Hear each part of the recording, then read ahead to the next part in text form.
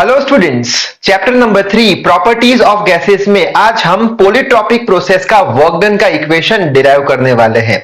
So I hope you are ready with your pen and paper. So without wasting much time let us start this video. Question board पे लिखा है prove that work done by polytropic process is mrt1 minus t2 divided by n-1, जहां पे n जो है उसे हम polytropic index बोलते हैं, जो कि एक कांस्टेंट है जिसका वैल्यू 1.3 के बराबर होता है।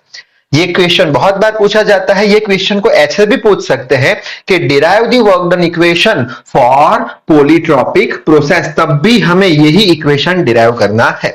तो कैसे डिराइव करेंगे? वापस से हम क्वासिस्टेटिक प्रोसेस की इक्वेशन का यूज करेंगे, जिसमें हमने डिराइव किया था work done is equal to integration of 1 to 2 pdv। आगे बढ़ते हैं। अब पॉलीट्रॉपिक प्रोसेस के लिए इक्वेशन हमने एक प्रूव किया था pv raise to n is equal to c for polytropic process. तो ये इक्वेशन पॉलीट्रॉपिक का हमें पता है। ये इक्वेशन पे से हम p की वैल्यू ढूंढ पाएंगे। p की वैल्यू हो जाएगी c divided by v raise to n। अब यही p की वैल्यू हम यहां पे रखने वाले हैं, तो इक्वेशन हो जाएगा work done is equal to integration of 1 to 2 p की जगह क्या लिखेंगे v c by v raise to gamma dv। आगे बढ़ते हैं। Work done is equals to c तो कांस्टेंट है, तो कांस्टेंट टर्म को इंटीग्रेशन के बाहर रख देते हैं, तो integration of 1 to 2 1 upon v raise to n dv। आगे बढ़ते हैं। Work done is equals to c integration of 1 to 2। अब ये जो v रेज़ टू n नीचे की साइड है, इसे अगर ऊपर हमें ले जाना है तो हम लिख लेंगे v raise to minus n। तो लिख लिया v raise to minus n dv। So work done is equals to C as it is। अब हमें इंटीग्रेशन करना पड़ेगा v raise to minus n dv का।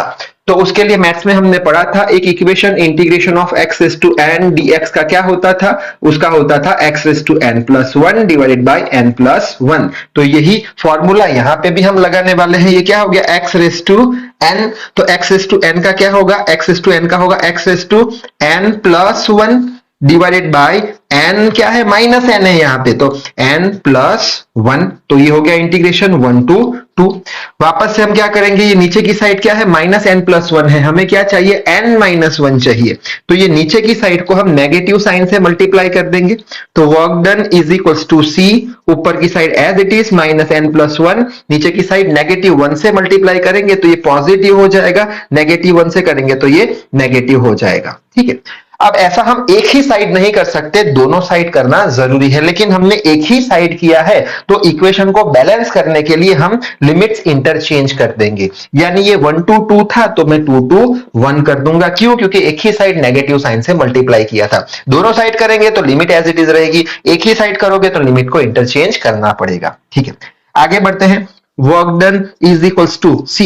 अब क्या करेंगे? Upper limit minus lower limit. Upper limit 1 है तो यहां पे v1 raise to minus n plus 1 हो गया, माइनस लोअर लिमिट 2 है तो यहां पे लिख देंगे v2 raise to minus n plus 1 v2 divided by LCM same है n माइनस 1।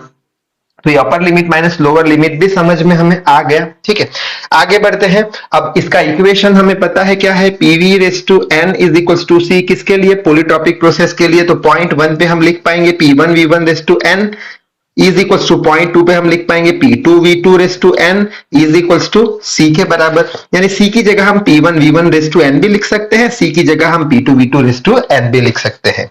तो सबसे पहले c हम ये 1 वाले टर्म से मल्टीप्लाई करेंगे, तब हम क्या लिखेंगे? c की जगह p1 v1 raise to n। तो लिखते हैं work done is equals to c है v1 से मल्टीप्लाई, तो c की जगह लिख लेंगे p1 v1 raise to n। Multiply किसके साथ है? v1 raise to minus n plus 1 के साथ है, नेगेटिव साइन रख देते हैं। फिर c किसके साथ मल्टीप्लाई होगा? 2 के साथ, तो c की जगह पे हम लिख लेंगे p2 v2 raise to n, और किसके साथ मल्टीप्लीकेशन है? v2 raise to minus n plus 1 के साथ मल्टीप्लीकेशन कर रहे हैं, और एलसीएम लिख लेते हैं n माइनस 1। आगे बढ़ते हैं। Work done is equals to p1। अब ये v1 बेस सेम है तो पावर ये जो है उनका एडिशन होगा, तो ये हो जाएगा n minus n plus 1। Negative sign p2, वापस से ये बेस सेम है तो ये पावर का एडिशन हो जाएगा, तो v2 raise to n minus n plus 1, LCM है n माइनस 1।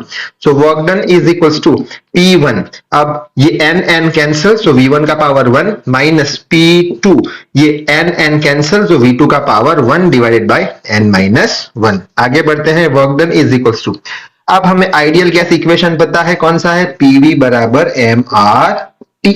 पॉइंट 1 पे हम लिख सकते हैं P1 V1 is equals to mRT1, point 2 पे लिख सकते हैं P2 V2 is equals to mRT2। तो यहाँ पे P1 V1 है, उसकी जगह पे हम लिख लेंगे mRT1, तो लिख लिया mRT1 माइनस P2 V2 की जगह क्या लिखेंगे, mRT2, तो लिख लेते हैं mRT2 divided by n minus 1। So work done is equals to, अब यहां से mr कॉमन निकाल देते हैं, तो mr कॉमन निकल गया, बचा क्या यहाँ पे T1, नेगेटिव साइन है, बचा क्या यहाँ पे T2 डिवाइडेड बाय क्या बचा नीचे n माइनस 1। तो ये क्या हो गया, ये हो गया वर्क डन का इक्वेशन, किसके लिए, पॉलीट्रॉपिक प्रोसेस के लिए।